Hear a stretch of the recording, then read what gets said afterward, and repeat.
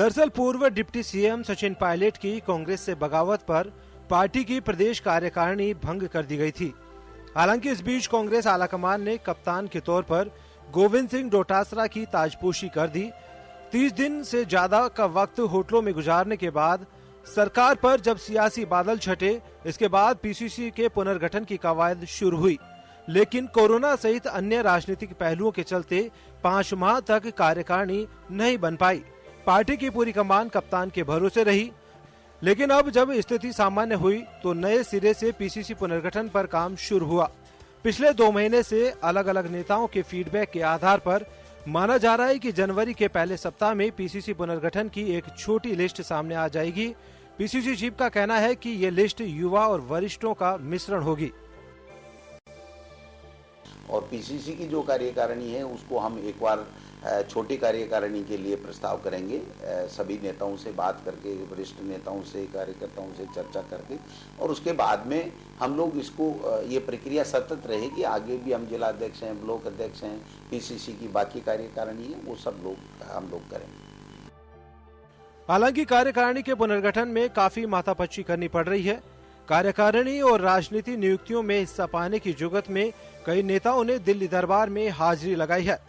Doctor Archana Sharma, Giriraj Garg, Pushpendra Bhardwaj, Pankaj Sharma काकू, गोपाल केसावत, रमा बजाज, राजस्व मंत्री हरीश चौधरी सहित कई नेता दिल्ली चक्कर लगा चुके हैं, जबकि कई दिल्ली जाने वाले हैं।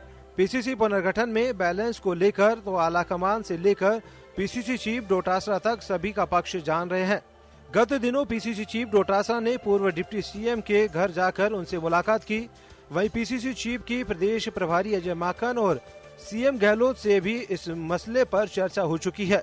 सचिन पायलट भी अपने लोगों के एडजस्ट करने के लिए माकन से मुलाकात कर चुके हैं।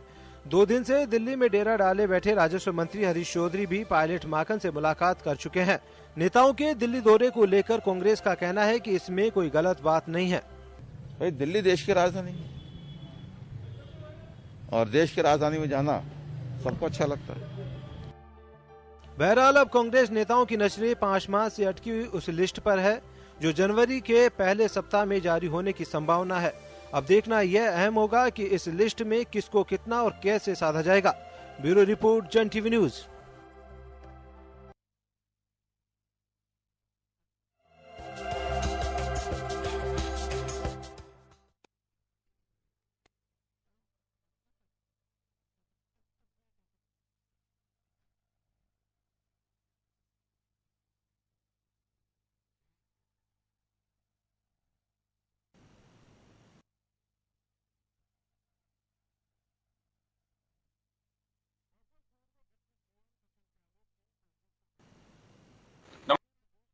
आपका मैं हूं योगेंद्र, आप देख रहे हैं खास खबर। खास खबर में हम बात करेंगे राजस्थान प्रदेश कांग्रेस कार्यकारिणी की इंतजार है, मंत्रिमंडल के गठन का इंतजार है, राजनीतिक नियुक्तियों का इंतजार है। लेकिन सबसे पहले जो बताया जा रहा था, अजय माकन ने भी यही जवाब दिया और डोटासरा जो राजस्थान पीसीसी चीफ हैं उन्होंने भी यही कहा कि दिसंबर के आखिरी तक राजस्थान की कार्यकारिणी डिक्लेयर कर दी जाएगी। लेकिन एक बात जरूर है कि कार्यकारिणी बनाना और वही उसी तरह से है कि आप किसको खुश करोगे और किसको नाराज करोगे, सहज नहीं होता किसी भी पार्टी के लिए।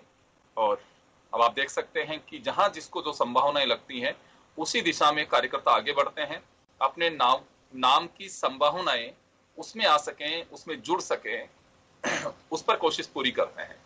तो चले इसी मुद्दे को लेकर के हम चर्चा करेंगे। हमारे साथ आज वरिष्ठ पत्रकार श्याम सुंदर शर्मा साहब जुड़े हुए हैं, भाजपा से आशीष चतुर्वेदी जी हैं और कांग्रेस से विक्रम सिंह शेखावत जी हैं।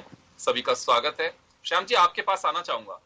बात केवल एक कांग्रेस की नहीं है, मैं सभी राजनीतिक दलों की देखता हूं स्थिति कि कार्यकारिणी से पहले एक बड़ी बयानबाजी होती है कि हम इस आधार पर ये क्राइटेरिया होगा, ऐसी टिकटों में भी होता है, लेकिन वो पूरा नहीं हो पाता है। इतना असहज क्यों होते हैं नेता कि हाँ कार्यकारिणी में इतना वक्त लग जाता है, मूल जो चीजें होती हैं वो निकल जाती हैं, लेकिन कार्यकारिणी जब बनानी है तभी बनानी है। देखिए योगेंद्र जी, ये दुर्भाग्य का काम है कि राजस्थान में 5 महीने से केवल अध्यक्ष के बदौलत कांग्रेस चल रही है और कोई है ही नहीं। और उसके बाद कार्यकारिणी बनने की बात आती है तो चर्चा होती है, तो प्रभारी कोरोना पीड़ित हो जाते हैं, अहमद पटेल कोरोना में दुनिया छोड़ के चले जाते हैं, तो ये सारी बातें एक हडल्ट आ जाता है बीच में कि भाई बन नहीं सकता क्योंकि स्थितियां खराब हो रही। लेकिन अब ये बात सही है कि कार्यकारिणी को लेकर के मंथन पूरा हो गया है और अजय माकन के पास लिस्ट पूरी तरह से तैयार होकर के अब एआईसीसी को जाएगी और साइन होकर के आ जाएगी। तो मैं मान के चलता हूं कि नए साल में इनके पदाधिकारी जो बनने जा रहे हैं उसमें जातिगत भी देखी जाएगा, पूर्व विधायक भी होंगे, वर्तमान विधायक भी होंगे, सांसद भी होंगे, एक सांसद भी हो सकते हैं उसमें।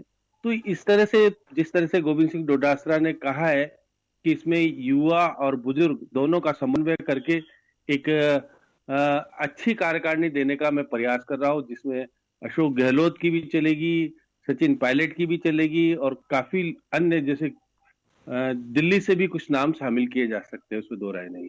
अब जो नामों की चर्चा जिस प्रकार से आ रही है उसमें मेरे को कोई कह रहा है कि आपके उपाध्यक्ष खिलाड़ी बेरवा हो सकते हैं, नीरज डांगी हो सकते हैं, महेंद्रजीत मालवी हो सकते हैं, मुरानी मीणा हो सकते हैं, मुमताज मैसी हो सकते हैं, गोपाल सिंह हो सकते हैं, रहना राज हो सकती है, सुरेंद्र जाड़ावत हो सकते हैं, हीरालाल हो सकते हैं। और इसके बाद में एक कमेंट आएगा कि जंबो कारकानी बनी है कांग्रेस की, तो ये एक पहली मर्तबा नहीं है। कार्यकारिणी लंबी होती है और यही कहा जाता है कि कार्यकारिणी की अगर बैठक बुलाई जाती है तो बहुत बड़ी कार्यकारिणी होती है जिसमें कई उपाध्यक्ष, सेक्रेटरी, जनरल सेक्रेटरी। मैं चलिए वापस आऊंगा श्याम जी आपके पास में, एक बार विक्रम सिंह जी के पास जाना चाहूंगा। विक्रम जी आपके पास आना चाहूंगा। हर कार्यकर्ता को उम्मीद है कि मेरी सरकार आई है, शासकीय दल की जो पार्टी होती है उस पर सबकी निगाहें भी टिकी होती है। संघर्षशील जो वर्कर होता है, आप जैसा बहुत सारे ऐसे लोग हैं, उन्हें को फर्क नहीं पड़ता सत्ता का, लेकिन फिर भी सत्ता सुख होता है और हर कार्यकर्ता चाहता है कि अब मेरा भी नंबर आना चाहिए। कार्यकारिणी को लेकर के कभी कुछ मंथन सीनियर लीडर्स के साथ में हुआ या फिर कुछ क्राइटेरिया तय किया गया था कि हाँ इस टाइप के कार्यकर्ता चाहिए जिन्हें हमें कार्यकारिणी में शामिल करना है? ऐसे ये जो काम है पार्टी के और राज्य के सीनियर लीडर्स का काम है, उनको देखना है कि किस कार्यकर्ता की उनको जरूरत है, कहाँ किसका क्या उपयोग है।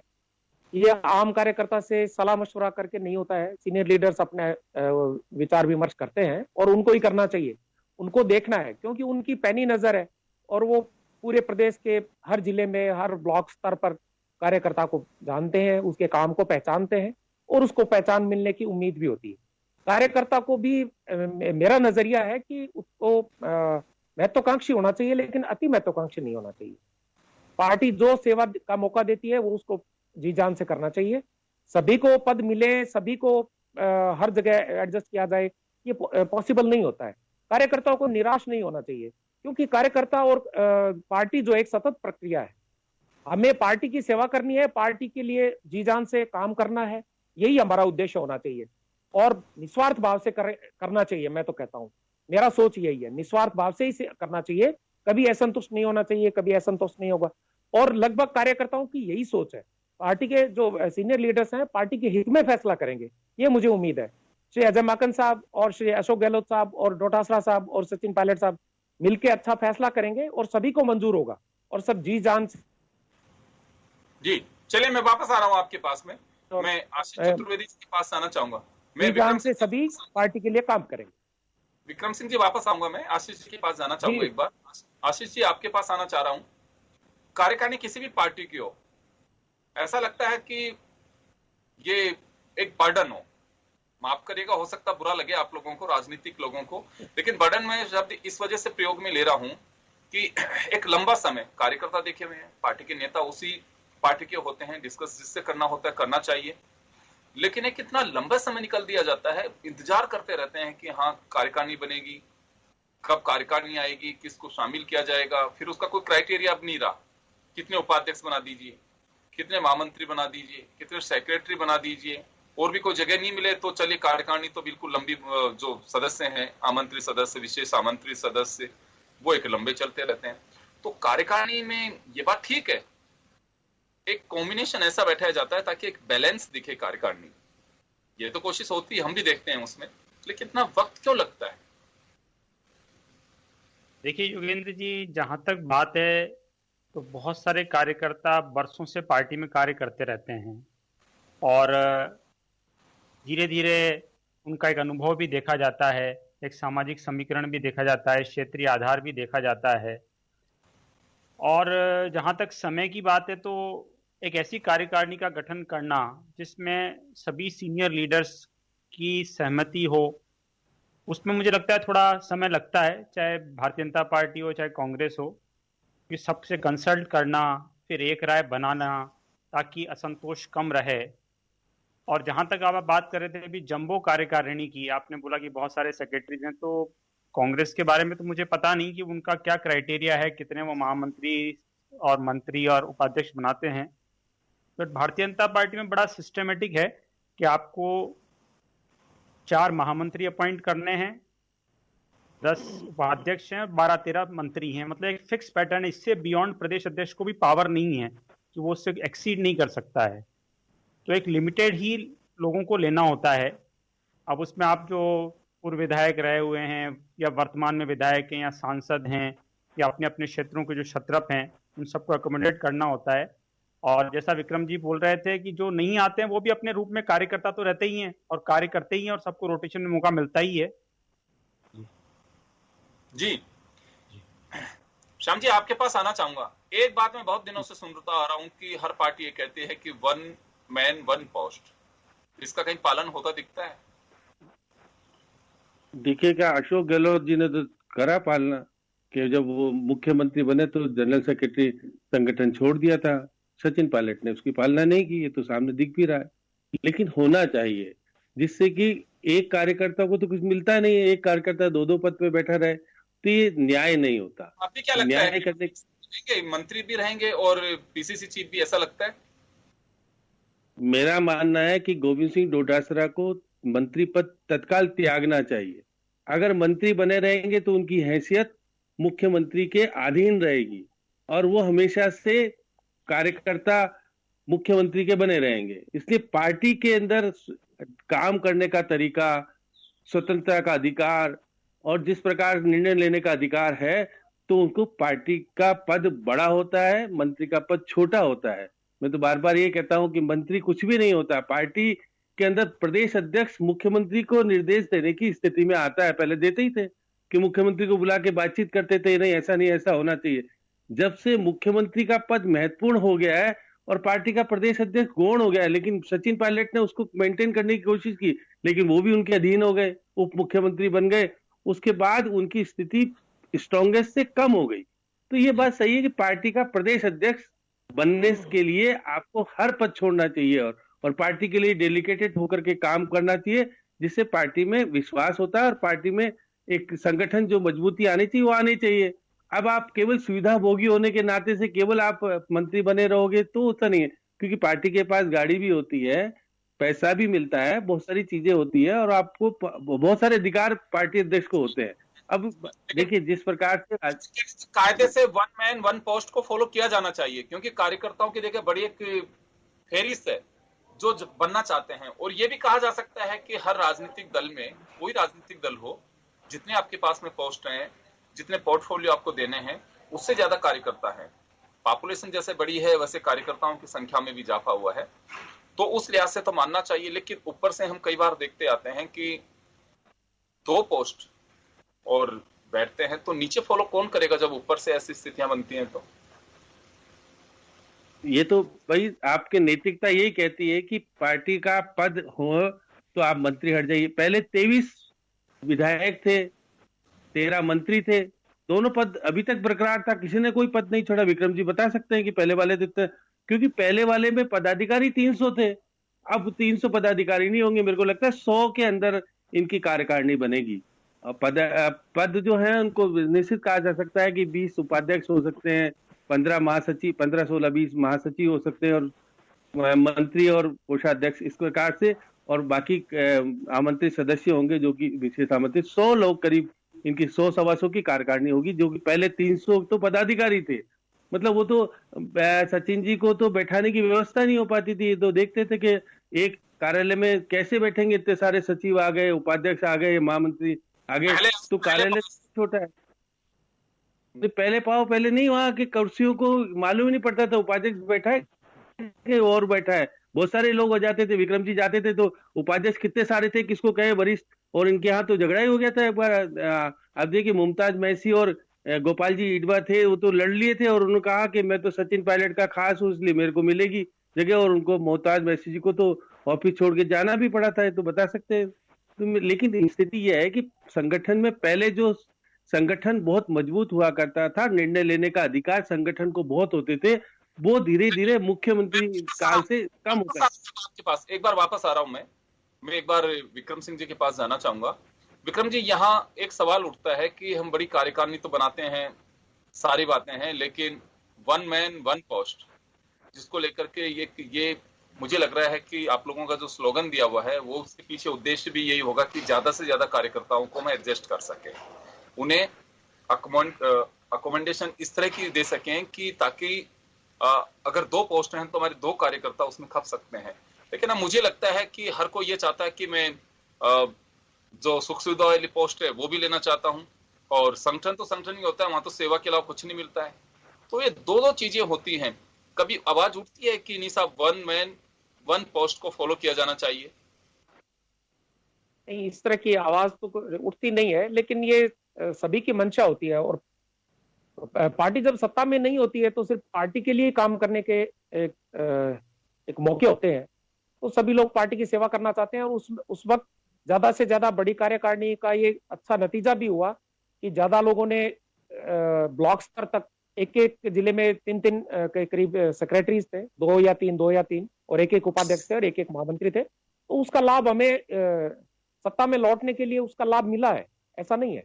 और अभी 2 रूप हैं, एक सत्ता का है और एक संगठन का है और राजनीतिक नियुक्तियां के। तो अब लगभग कार्यकर्ताओं को उसमें जगह मिलेगी, स्थान मिलेगी और संतुष्टि भी मिलेगी। इसलिए मुझे नहीं लगता कि अब 2-2 या 3-3 पद किसी को मिलेंगे, सभी को संतुष्ट किया जाएगा और सभी के लिए जगह, पार्टी में भी जगह है और सरकार में भी स्थान है और राजनीतिक बोर्डों में, निगमों में, इनमें सभी जगह स्थान है। तो लगभग कार्यकर्ताओं को संतुष्ट किया जाएगा। सत्ता में नहीं होती है जब, तो संगठन ही होता है कार्य करने के लिए, और संगठन को मजबूती देने के लिए और अच्छा नेटवर्क बनाने के लिए काम किया गया था वो, और वो कामयाब रहा है मेरे हिसाब से।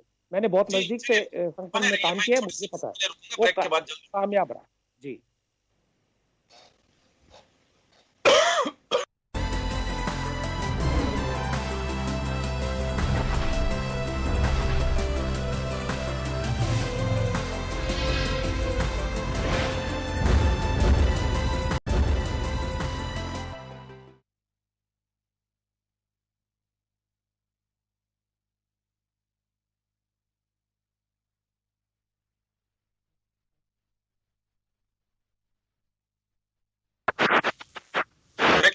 फिर आपका स्वागत है। आप देख रहे हैं खास खबर, बात कर रहे हैं राजस्थान में बनने वाली कांग्रेस की कार्यकारिणी। लेकिन बात कांग्रेस की नहीं, समय क्यों लगता है, बड़ा सवाल यह है। कार्यकर्ताओं को पूरा ध्यान रखा जाता है,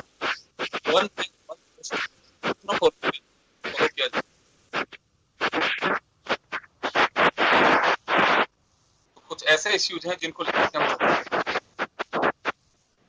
आशीष जी, मैं वापस आपके पास आना चाहूंगा एक बार फिर। जी जोगेंद्र जी, वन मैन वन पोस्ट की बात करते हैं, लेकिन वो नहीं हो पाता। कहा जाता है कि पार्टी में ऐसा होता है, हमारे क्या नहीं होता, इस तरह की चीजें चलती। जोगेंद्र जी, आपकी आवाज में बहुत डिस्टरबेंस आ रहा है, लेकिन मैं कुछ बातें आपके सामने रखना चाहूंगा। देखिए, जहां तक कांग्रेस पार्टी की अगर हम बात करें, उनके यहाँ तो कोई रूल और सिस्टम है ही नहीं। अब ये आप देखेंगे, जब कमलनाथ जी मुख्यमंत्री बने तो वो 1 साल तक प्रदेश अध्यक्ष भी रहे, 15 महीने तक, और 15 महीने तक सीएम भी रहे। और इसी कारण से ज्योतिरादित्य जी भी जो डिमांड कर रहे थे प्रदेश अध्यक्ष बनने की, पूरी नहीं, तो उनको पार्टी, ऐसे कई उदाहरण है। राजस्थान में भी डिप्टी सीएम भी रहे सचिन पायलट जी और प्रदेश अध्यक्ष भी रहे। मैं आपको भारतीय जनता पार्टी के 2-3 एग्जाम्पल बताना चाहता हूं। 2003 में जब वसुंधरा जी मुख्यमंत्री बनी तो वो प्रदेश अध्यक्ष थी, और मुख्यमंत्री बनने के तुरंत बाद उन्होंने अपने प्रदेश अध्यक्ष पद से इस्तीफा दिया और उसके उपरांत ललित जी प्रदेश अध्यक्ष बने। 2013 में भी 7 महीने तक इनका अध्यक्ष ही नहीं था, इस्तीफा दे रखा था, नए अध्यक्ष का अपॉइंटमेंट नहीं हुआ था। कार्यकारिणी की तो बात ही छोड़िए।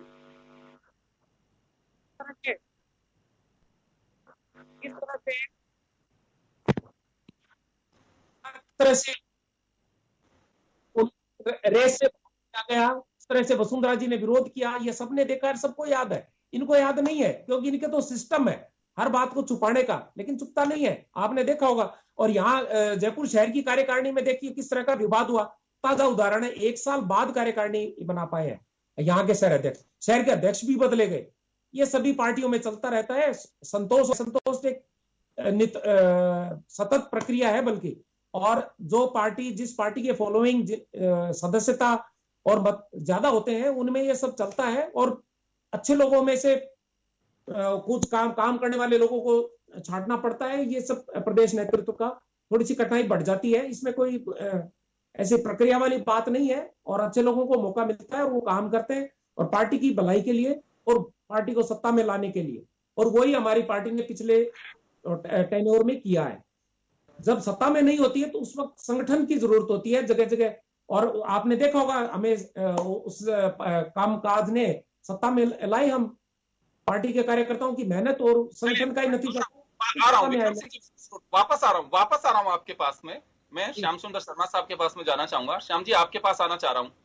एक बात यहाँ पे है कि अभी आशीष जी ने कहा कि कांग्रेस में संभव है, हमारे यहाँ पे संभव नहीं होता, और अभी विक्रम सिंह जी ने कहा कि हर पार्टी को अपनी पार्टी के रूल्स बेहतर लगते हैं दूसरे से, लेकिन उंगली जब उठाते हैं हम सामने वाले की तरफ तो 3 उंगली हमारी तरफ भी होती हैं, ऐसा अक्सर कहा जाता है, देखा भी जाता है। ये अमित शाह साहब को लेकर के क्या कहेंगे हम? आपने कई बार जिक्र किया कि अमित शाह साहब गृह मंत्री भी हैं और पार्टी के अध्यक्ष भी हैं, उन्हें एक पद छोड़ना चाहिए।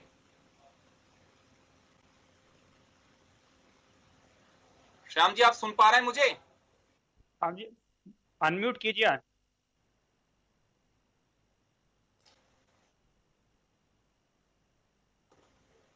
देखिए श्याम जी, हाँ जी,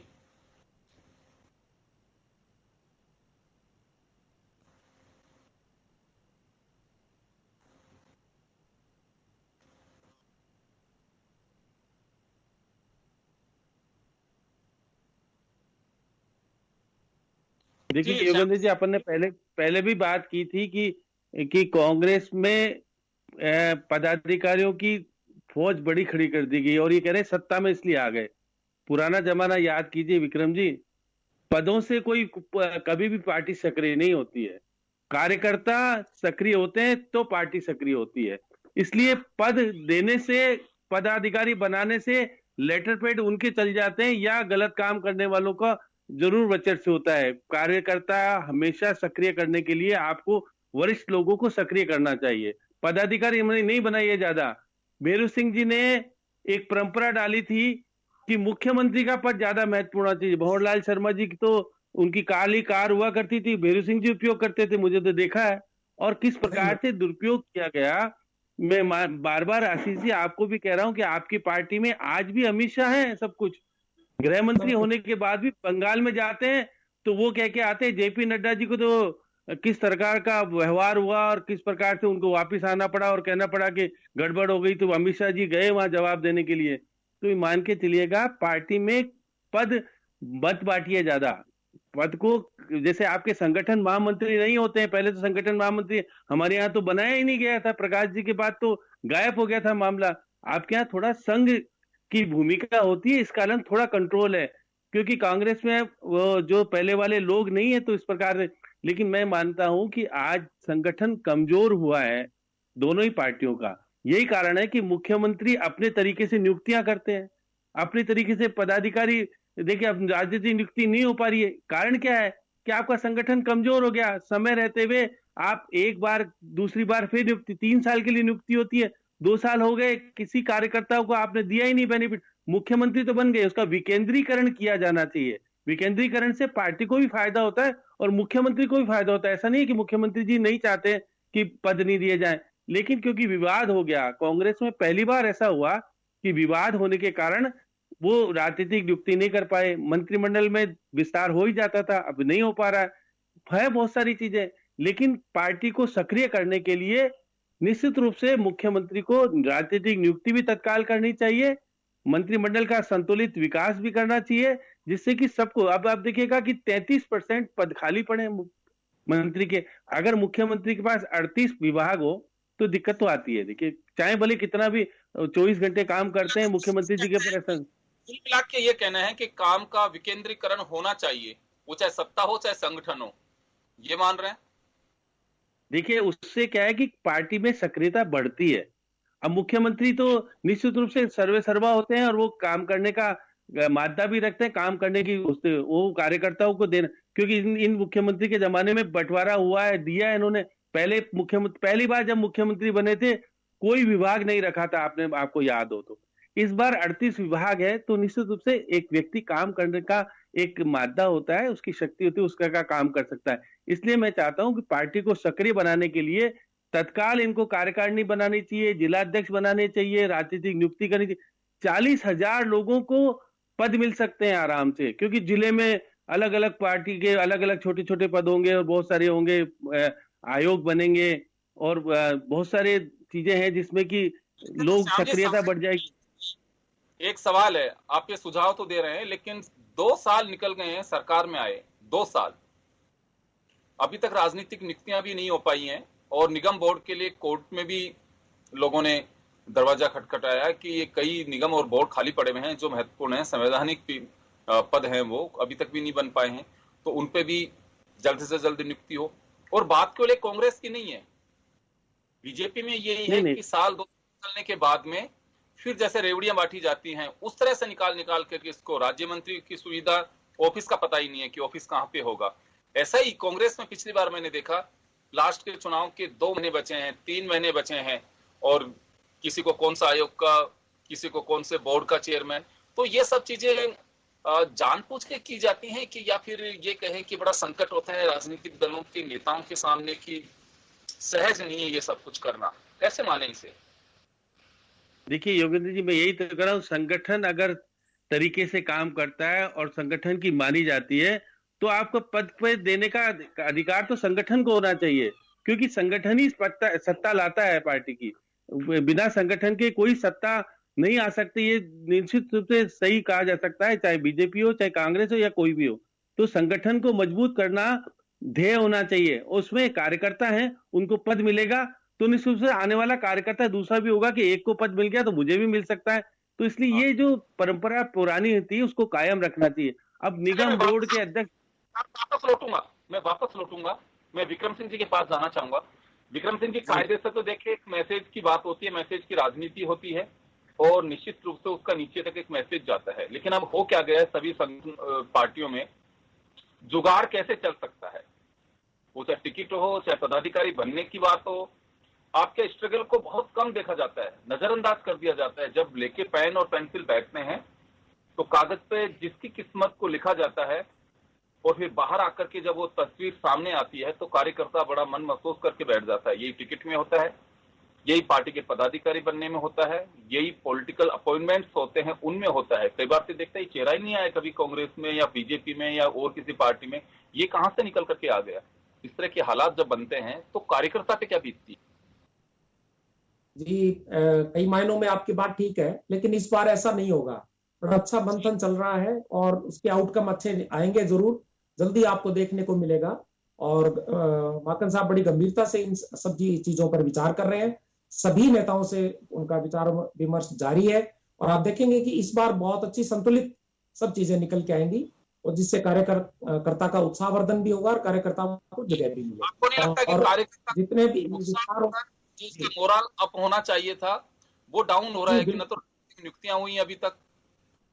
सर, अभी आपने देखा लगभग 1 साल तो ये कोरोना की वजह से ज्यादा संकट आया है।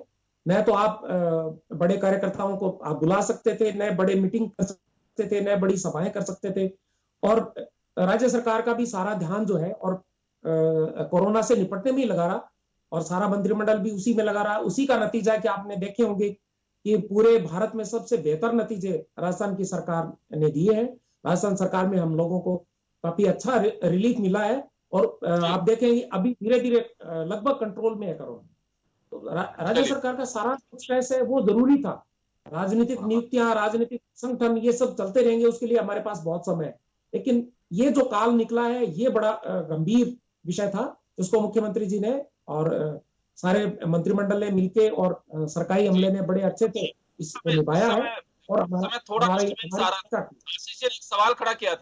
आशीष जी ने एक सवाल खड़ा किया था, आपने सुना भी होगा कि हमारे यहाँ पे देखिए अलग अलग लोग आते हैं और किसी एक व्यक्ति का वर्चस्व नहीं होता है, लेकिन आप पे निशाना साधा बाकायदा कि एक परिवार, कुछ लोग, सिर्फ उन्हीं के इर्द गिर्द पार्टी होती है, वो अपनी मनमर्जी से जिसको इच्छा हो जो कुछ बना देते हैं। लेकिन बीजेपी में, लेफ्टिस्ट में ये सब नहीं चलता है। बाकी अन्य राजनीतिक दलों में यही स्थितियां हैं। तो कार्यकारिणी का फोरकास्ट करना, वो तो इच्छा ये है कि अगर परिवार की या कुछ लोगों की कृपा होगी वही बन जाएगा। सीधा सीधा आरोप है ये। ऐसा कुछ नहीं है, ये इनकी बनाई हुई बातें हैं। आप देख रहे हैं कि भाजपा में कौन नेता अछूता है, आप ये भी देखिए, इतनी लंबी फहरिस्त है।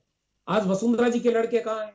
आज अर्जुनलाल मेघवाल जी ने अपने बेटे को स्थापित करने की कोशिश की। अनुराग ठाकुर जी किन के लड़के हैं? मध्य प्रदेश में क्या हो रहा है? राजनाथ सिंह जी के लड़के विधायक हैं कि नहीं है? ये सब बनावटी बातें हैं, ये कहने भर को है। आपके यहाँ तो सैकड़ों उदाहरण है इस तरह के। आप पहले अपनी उस पे गिरेबान में झांक के देखिए, फिर दूसरों पर इल्जाम लगाइए। गांधी परिवार की ऐसी कोई इंटरफेरेंस नहीं रहता है। आशीष जी, अभी श्याम जी ने जैसे एक उदाहरण दिया कि अमित शाह साहब का एक लंबे समय तक वो बने रहे और आज भी वर्चस्व उन्हीं का है पार्टी पे। बिल्कुल है, देख रहे हैं, आप सभी देख रहे हैं। नहीं, आशीष जी उनके सामने। योगेंद्र जी देखिए, अमित शाह जी जब एंड ऑफ मई में 2019 में जब गृह मंत्री बने तो उन्होंने जून या जुलाई में पार्टी ने कार्यकारी अध्यक्ष नियुक्त कर दिया जेपी नड्डा जी को। और राष्ट्रीय अध्यक्ष बनने का एक प्रोसेस होता है जिसमें स्टेट से बाकायदा डेलीगेट्स अपॉइंट होते हैं, उनका चुनाव होता है। और जनवरी महीने में जेपी नड्डा जी पार्टी के पूर्णकालिक अध्यक्ष नियुक्त हो गए। जितना समय लगना था उतना लगा, ठीक है। अब रही बात, आप कह रहे हैं कि अमित शाह जी बंगाल क्यों जा रहे हैं, तो अमित शाह जी पूर्व राष्ट्रीय अध्यक्ष भी हैं और पार्टी के एक वरिष्ठ कार्यकर्ता भी हैं। आप देखिए, जब वो बीमार थे तो बिहार नहीं जा पाए, जेपी नड्डा जी ने ही सारी कमान संभाली। और जेपी नड्डा जी स्वयं भी बंगाल गए, फिर कोरोना से पीड़ित हो गए। तो ऐसा थोड़ी है, हमारे यहाँ तो क्या पूरा एक स्ट्रक्चर बना हुआ है कि दिया था उनको 370 धारा और सब आ जाएगी, इसलिए उन्होंने उनको मना कर दिया था मत आना बिहार।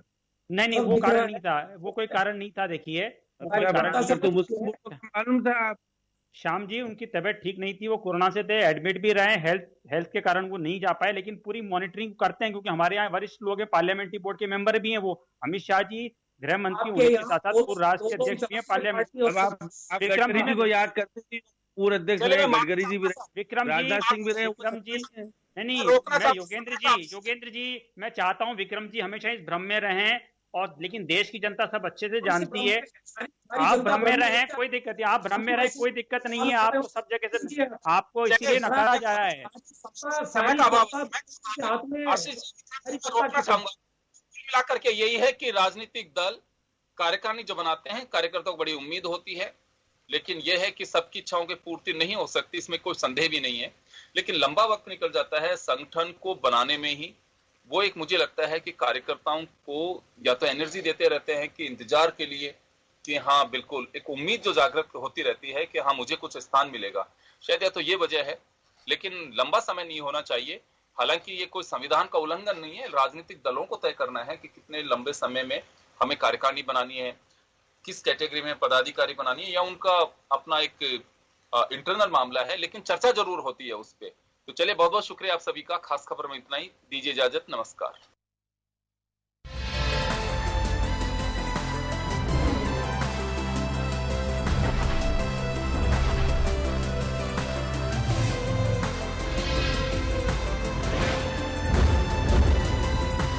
जन टीवी की लेटेस्ट अपडेट पाने के लिए हमारे चैनल को जरूर सब्सक्राइब करें और नोटिफिकेशन पाने के लिए बेल आइकॉन दबाएं।